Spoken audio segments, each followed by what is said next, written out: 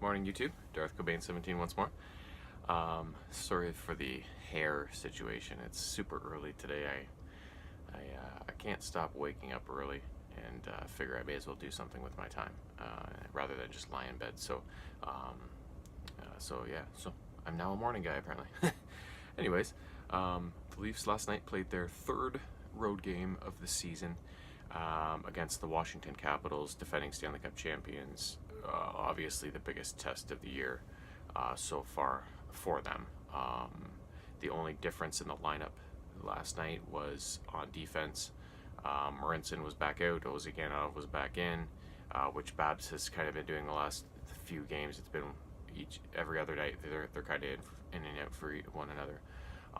And then for the forward group, Andreas Janssen was back in and Tyler Ennis was back out on the fourth line. So the game itself started a little shakily. Washington scored, I think, about 18 seconds into the game, and I was like, oh. And they definitely had the early advantage. They were kind of taking it to the Leafs. But it's like I said in the Chicago game, it's like when you're on the road against a good team, it's always weather the first 10 minutes, and then get to work after that, and just don't let there be too much damage be done. So they managed to do that and stay at 1-0 for a while, and then they answered back and tied it up, and then it just kind of went back and forth, goal for goal, and it ended up being probably the closest game of the year for them. The shots were pretty even, the face-offs were pretty even. Both power plays went 1 for 3. Like, it was a very evenly played game. But eventually the Leafs got the drop on them and scored some late goals and ended up winning 4-2. And Anderson looked more like opening night Montreal versus the last couple games where he's let in some shaky goals and stuff like that. So he looked like he was back on track.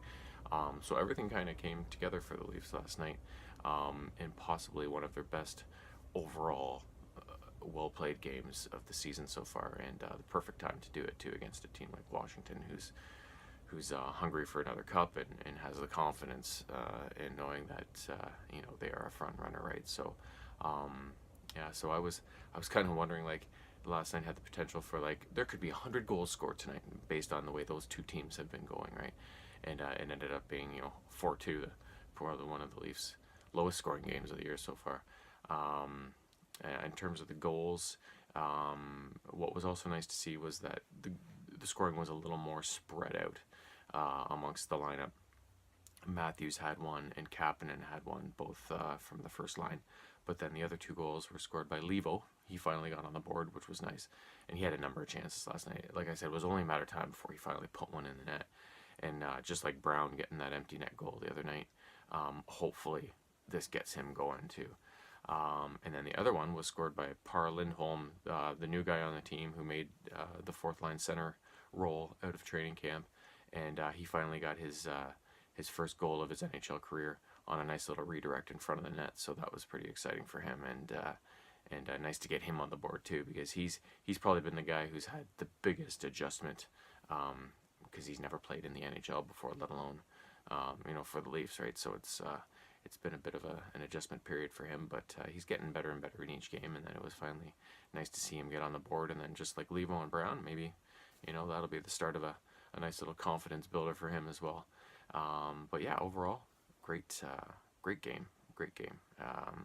And then they kind of need those 2 points to get this little this week going, because the next two games are against Los Angeles and Pittsburgh, I think. So that's two really hard tests right there again. So hopefully that's the start of some continued streak against some other good teams, and should be an exciting week.